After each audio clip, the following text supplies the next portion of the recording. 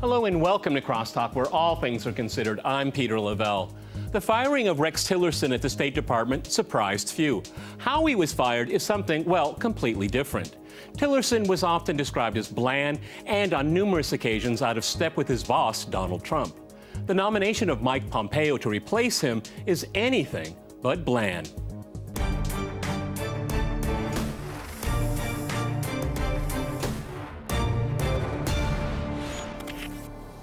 CrossTalking Foggy Bottom, I'm joined by my guest, Michael Flanagan in Washington. He is president of Flanagan Consulting and a former congressman. Also in Washington, we have Morgan Muchnick. He is a Republican strategist as well as founder of the M2 Group. And in Williamsburg, we cross to Andrew Langer. He is president of the Institute for Liberty as well as host of the Andrew Langer Show on WBAL Baltimore. All right, gentlemen, CrossTalk rules in effect. That means you can jump in anytime you want. Michael, let me go to you first in Washington. Well, we know what kind of Secretary of State Donald Trump doesn't want.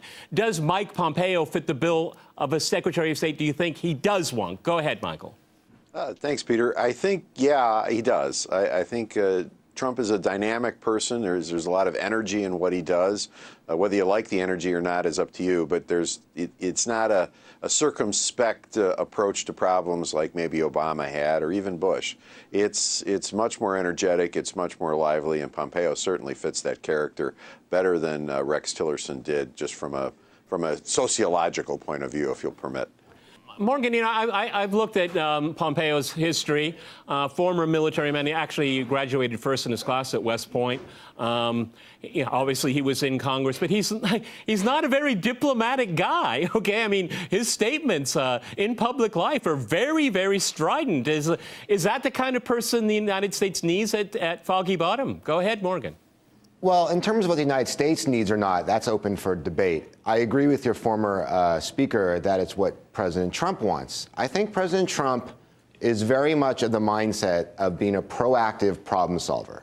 And I think you can make the argument that if you look back through generations and generations of diplomats, all being the sort of prototypical diplomatic figure, not making waves, and you can say sort of, look where the world is. You know, North Korea isn't any closer to being resolved.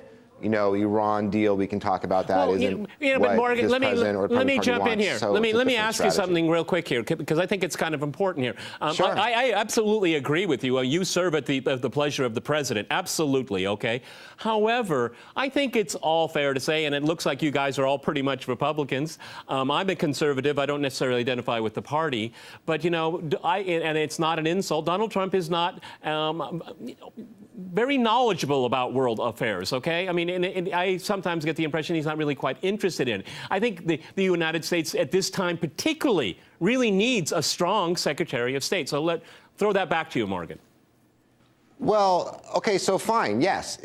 So you don't think this current person is strong? I mean, if anything, one can make the argument that he might be too strong. I think it's a matter of how you approach problem solving. If you want to approach a problem solving from America first, American strength, and let's bend the world issues to the will of what this president's trying to achieve, rather than what has been traditionally the case from both parties in the past, which is let's do our best in the typical diplomatic dance. Yep. But again, I keep going back to the fact that what has that dance brought the world from an American point of view? I mean, is Korean Peninsula any better off from the traditional diplomatic dance that both parties have been doing for 30, 40, 50 years? Is Iran a more stable place? You know, is the world? Excuse me, is the world more peaceful? Yeah, but Morgan, you can make the argument. You can make the argument that diplomacy has never been applied, and Tillerson actually was. And by the time he was fired, Trump had come around to Tillerson's point of view.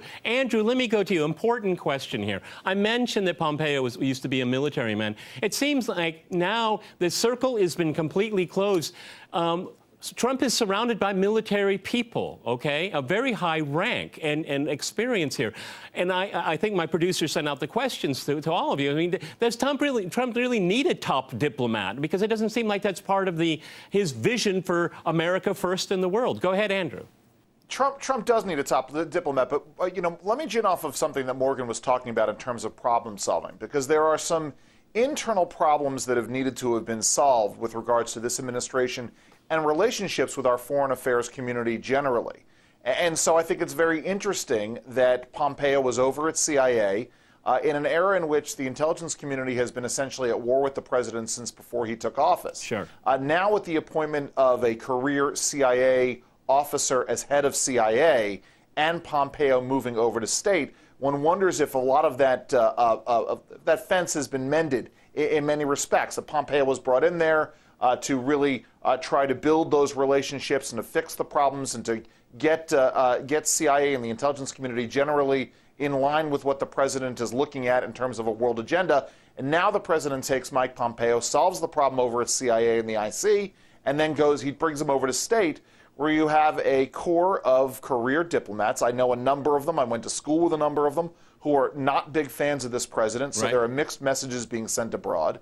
And so Mike Pompeo is over there in no small measure to help bring the diplomatic corps more in line with what this administration's objectives and goals are. Okay, we'll see. Okay, Michael, that's a very interesting point, but I think it can be problematic as well. I mean, Mike Pompeo is seen by many, at least I will say, very neocon in his approach to foreign policy, and presumably he will be bringing in people of the same caliber. And as we just heard from Andrew, I mean, the State Department, I would say, is kind of liberal. I think that would be a fair thing to say. So, I mean, I'm not sure if the problems of the Department of State is going to be resolved in any form whatsoever, okay? Michael, it's going to be very ideologically driven. I have that impression. Go ahead. You might be right, Peter, but the hiring is not done at the secretary level. It's surprising in this administration, having been someone familiar with the hiring going on at the White House, is that it's at the White House. So Pompeo is not going to bring in a coterie of his friends to run state. It's still going to be hirings done at the Trump level, at the OMB level. Also, state is a unique place, and I think we have to really talk about that for just a second to discuss state. At the Department of Defense, for example, the functionaries that run the Department of Defense are generals. There's a veneer of political people on top that make policy and enforce policy and think grand thoughts, but the place is run by generals. The same is true at Foggy Bottom. It's run by ambassadors. Most people at Foggy Bottom work for an ambassador somewhere in the world or at Foggy Bottom. Unlike generals, who don't change with every administration, ambassadors do change with every administration. And the president puts his thumbprint on state, every president does, by saying state is going to have a policy that looks like me and that I look like it, more so than probably any other federal department. And so when you have this changeover of the functionaries at Foggy Bottom, there's going to be some resistance because many of the hirings were from the previous guy or the guy previous to that. And there's some reason that they were hired because they are hired in an ideological stream. And so I think you're right, Foggy Bottom is a little more liberal than most, but Trump is putting his stamp on that place, as every president does, and I think Pompeo is a great step forward for him to have it look more Trump-like, which is absolutely necessary if Trump's going to have his place in the world. Okay, but let me go to Morgan here, but what kind of footprint, fingerprints will Pompeo leave? Because, again, like I said, he's extremely bombastic, and we'll talk about some of his views in the second half of the program here. Morgan, I mean, is Trump going to treat Pompeo the same way? I mean, like on whims, like walking into an office and say, I've decided I'm going to talk with the Koreans. I mean, everybody gets flat-footed when it comes to that. I mean, do you think the chemistry there is strong enough for Pompeo to say, oh, okay, yes, sir, and that's it? Because the Secretary of State should also give counsel, not just, execute orders. Go ahead, Morgan. Right. So first, just very quickly on that point, I don't think anyone in the world is strong enough to do that. I think to be a senior person under this president is extremely difficult, no matter what your worldview is. So just that, whether it's Pompeo or whomever, Mike Flanagan, like. But one thing you said a second ago, which I would just want to respectfully disagree with. I strongly believe this president is far less ideological than people believe he is. I believe he often uses ideology as a process or a tool for negotiations. So doesn't mean there aren't a few issues in which he is. I think the Iran issue could be one of them. Well, we'll talk about that, Morgan. With illegal immigration, but in general, I don't. Yeah. That's a very fair point, and I like it. Okay, but at the same time, there has to be a method to your madness. I mean, I think there has to be kind of a worldview of how the world should work and the place that the United States. After all, he is representing the United States, and I think that when you look at the Middle East, it seems like he's kind of caving into a lot of interests on the ground, Saudi and Israeli and whatnot. and it isn't necessarily in the American interest. But again, like I said, I think he has a general lack of interest in these things, and he just collates around people that are very powerful, or he thinks it'll do what I mean, the United States should be very wary of putting so much faith into the Israelis and Saudis. After all, it's America first, not those two countries. Andrew, before we go to the break, jump in. We'll get back to it in the second half. Go ahead, Andrew. Well, no, listen, I'm just going to say, listen, I was just going to say, in the end, this is a president that does not take foreign adventurism lightly. I think we'll in see. terms of other allies and alliances that he Andrew. Might have had. Andrew, we'll see. We'll see. It's still early. Okay. Keep going, Andrew. No. Listen, I was just going to say. I mean, we went through 8 years of America essentially ignoring our alliances with Israel, and we saw very little progress done on the Middle East peace front. In fact, a lack of American involvement created a very much of a power vacuum. But that being said, I think this president is going to. I really disagree with that statement. The U.S. has given Israel every single year more and more money. Okay, the biggest arms deals in history to Saudi Arabia. It remains needlessly in Afghanistan. It remains needlessly in Iraq. And Iraqis want the U.S. to leave, but they won't leave. The parliament passed a resolution. Doesn't even make the papers there. No, I think that I like Donald Trump, Andrew, because of what he said during the campaign, not what he's doing as president, okay? I'd like you to respond to that. Andrew, go ahead. Well, no, listen, I mean, there are movements afoot to pull the U.S. out of Yemen, to sort of change what's happening on the ground between Saudi Arabia and what they're doing on the Horn of Africa. There are movements there as well. Do you agree with that? The reality is... Do you agree with that? Andrew, do you agree with that? No, we should get out of Yemen? I very much do agree with that. Okay, I think... Go ahead. I think there should be listen, and I think Congress certainly needs to Okay, we're going to go to a hard break, and after that short break, we'll continue our discussion on American diplomacy. Stay with RT.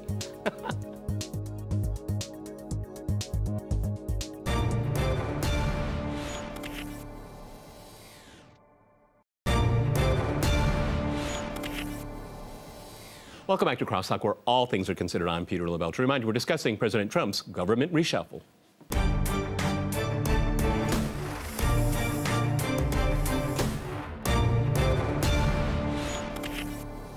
Okay, right before we went to the break, Andrew and I were having a go back and forth here. And Andrew, I'm sorry, Morgan, you wanted to jump in Washington. Go right ahead.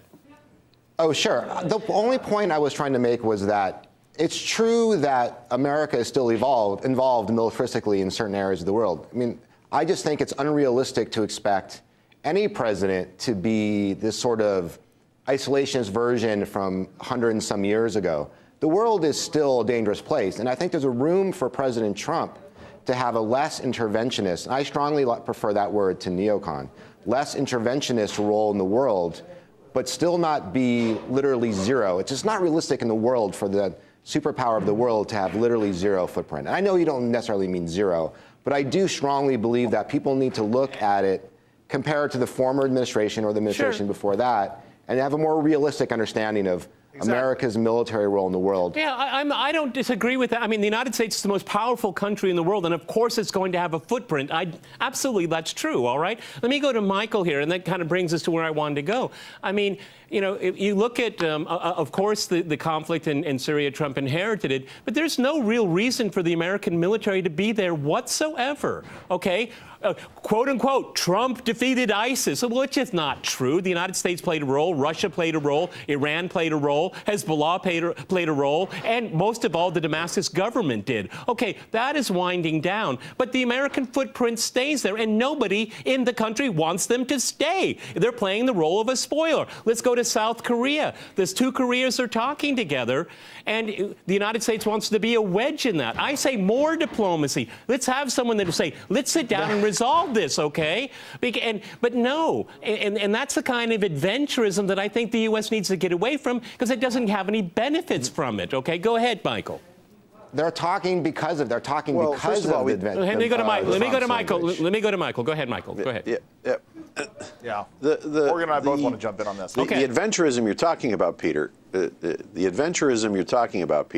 is far less than the neocons under Bush. And I disagree with you. I don't think there are a lot of neocons in this administration driving foreign policy, either militarily or at the civilian side with the views from Foggy Bottom. I think that the advisors and other helpers that are in Iraq are very small in number. And the reason that we're staying in spite of the Iraqi government is because of the great influence of Iran. As for South Korea, the only reason they are talking is because Trump was involved. I think that he has actually moved the ball on the Korean Peninsula more than any president has ever. And so I think the interventionist, to the extent that you want to call it that, and that's a fair word, I think, has been productive, even though it's something that's rough going and a little rocky. But these things are going to be rough going and a little rocky, and I think Trump is just the guy to make it happen. But if you look this president is sizing up to be one of the best foreign policy presidents we've had. Okay, the jury is still out on that because, mentioning Yemen, why is the United States supporting the Saudi government in Yemen? It's committing genocide. I mean, it hardly is ever covered in American media. It is a real disgrace. There's no reason for that. Then you have an expanding military footprint in Africa. Again, very few people actually talk about it in the mainstream media. So all of you guys can tell me about interventionism is good. I don't see it at all. I think it's been an abject failure for the last 15 years. Okay, I mean, and Ron, I'll tell you one more. Let me tell you one more thing. America wants to start winning again because it hasn't. So I'm tearing a page from Donald Trump's campaign. Okay, I'm sorry. Who wanted to jump in there? Morgan, you wanted to jump in there, and then I'm going to go to Andrew. Let me give one quick fact here before Morgan jumps in. All right, go ahead, Michael. Go ahead. Sorry, go ahead, Michael. Real quick, and it's just one quick sentence. We're nowhere in the world, with the possible exception of Iraq, that we haven't been invited. We're nowhere where we're just, hey, we're here, get over it.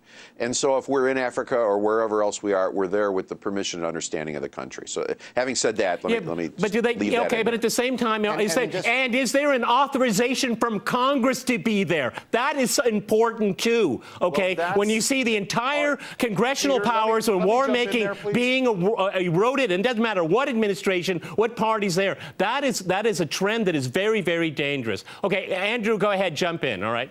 I didn't think it was going to be this. I will tell you that Senator. Go ahead. Real quick, Senator Mike Lee and Patrick Leahy have gotten together and have introduced legislation to reassert Congress's powers under the War Powers Act. That dropped last week. We had a dinner about it a couple of weeks ago and talked about it. I mean, listen, with the issue with Saudi Arabia, there's a real question as to what our treaty obligations are with Saudi Arabia. Those are going to be examined. But as to the issue of South Korea, the reality is that the diplomatic talk over the last 50 years hasn't worked in terms of bringing any of the Kims to the table. The U.S. reasserting the hemispheric defense over there by putting anti-ballistic missile technology in along the north, the mid-range anti-ballistic missile technology that we're developing here at home, that is what has brought the North Koreans to the table. And that's not interventionism. That's not adventurism. That is the U.S. Pushing forth and trying to actually accomplish something, possibly bringing the Koreas together. Listen, Korean unification is within our grasp for the first time in about 30 years, and we should all be applauding that. Okay, well, that's a topic of a completely different program, because if there's unification, on what terms? That's an interesting topic, okay? Morgan, you've been very patient. Go ahead, jump in. Thank you. And just the last thing is, and you mentioned this a few times, a few people here, that time will tell, and it's true and it's fair. Listen. This president is trying different tactics that are not traditionally tried by any political party in American modern history. So it's true, time will tell. If we look back in a couple years and there is unification in North Korea and the Iran situation, the danger there has lessened, then regardless of the process, how can you not say that's a success? But it may not be, and the process is very important, and I'm glad you went there. It's exactly where I wanted to go. I want to go to Michael now. So Trump wants to rip up the Iran deal, but he wants to make a deal with the North Koreans. Why should the North Koreans believe Trump if the United States is tearing up an internationally agreed treaty when there is no violations whatsoever against Iran? Why would North Korea trust that? This is what I'm. Well, of course. according to the United Nations inspectors, yes, okay, and the IAEA, yes. I don't care what American media says and political hacks in Washington, okay? I listen to experts, okay? So, Michael, think about that scenario. You want to tear up an agreement the previous administration has signed, and you want to sign a new one with another country. Why should the North Koreans trust the United States and Trump? Go ahead. Well, let's burnish my own credentials for just a minute. I spent 2 years in Iraq on the Iranian border, so I know a little bit on a granular level what we're talking about, but nowhere near Mr. Muchnick's experience in the region. But let me say this. The Iranian deal was signed by a previous administration which this president particularly and Republicans generally have fought against and have said that it needs to go and have used those words in and out of Congress, apart from hacks in Washington like me. So I think that to not anticipate that this president would want to get rid of that deal should not be too surprising to the Iranians. And North Korea is, I think that's a personal thing. I think what's going on in North Korea, the anti-missile defense is, of course, very important, and we're right there. But what's going on in North Korea is Lil Kim and the Big D are interpersonally, mano a mano, working together, working apart, fighting each other, fighting together. And this is a very personal thing, which is unique in foreign policy. You're right, Peter. This is not how we usually do it, but this is how Trump is going to do it. And I think that's what's bringing the Koreas together, is that we don't have the layers of diplomatic talk that we've had forever. I'm having lunch tomorrow with Ambassador Detrani, who's done this for years. He's a great man. But this is a new dynamic way of going about it that's unique to Trump. Okay. And it's going to yield great results. Well, you know, let's make sure we give agency to all the Koreans here. It's their fate. It's their future. And I think the United States hopefully will play a positive role, because the United States doesn't want to leave South Korea. It's too important geopolitically for it. And it doesn't matter what the will of the people of both Koreas are. That's another angle of all this here. Let me go to Andrew. The same thing here. You know, how can you trust a country that rips up an internationally agreed? I mean, you got all the Europeans in it. They want this agreement to stay with Iran. And, you know, you're always worried about, you know, Trump's creating divisions with Europe and the European allies. Well, that's exactly what's going to happen. The Europeans are adamant they will stay with this deal. Go ahead, Andrew. Well, and the Europeans are welcome to stay with that deal. Europeans are staying, many European nations are staying with the European Union, despite the fact that that is not working properly. And so what we're talking about here is the issue of North Korea, as Michael was saying, this issue of the two leaders talking, but it's also, remember, it's also the fact that Donald Trump's pressures and America's pressures on the peninsula have got the North and South talking, and that's really what this is all about. You talk about two nations solving problems, that is really what is going to happen. And what's going to wind up happening is Kim is going to be offered a deal in which he is able to leave power peacefully, to go into exile somewhere, and then South Koreans are going to return home to their North Korean homes. I don't think that's going to happen at all. Not at all. Again, that is coming from the experts that I talked to. Yeah. Okay, well, I don't think that's going to happen at all. Okay, and we all have to point out, again, the media doesn't like to talk about it, but the talks have been agreed to without preconditions. That's exactly what the North Koreans wanted. Okay, gentlemen, we've run out of time. Many thanks to my guests in Washington and Williamsburg, and thanks to our viewers for watching us here at RT. See you next time, and remember, CrossTalk rules.